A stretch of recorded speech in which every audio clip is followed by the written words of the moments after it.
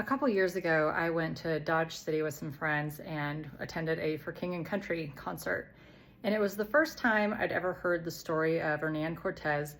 King and Country has a song called Burn the Ships, and before they sang the song, they told the story. And even though I'm not a history buff, I was really intrigued by what happened. And for a couple months now, I've thought, I want to tell that story in a blog.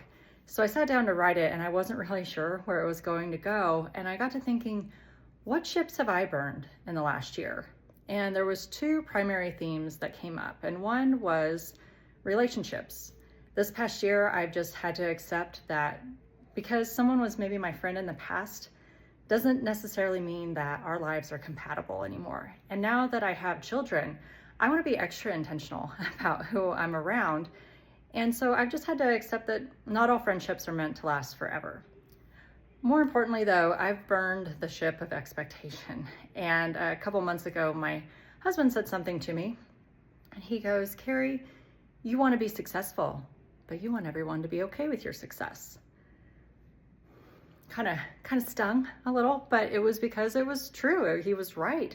And I got to asking myself, why do I care? Like, why do I try to live in this little box? Because I want everyone to be okay with who I am. And it was after I started asking those questions and asking, why don't I feel like I'm good enough? Who am I out to impress? And once I had that revelation, I thought, you know what? I don't have to live that way. I can burn that ship. And now I just try to live for who I believe God wants me to be.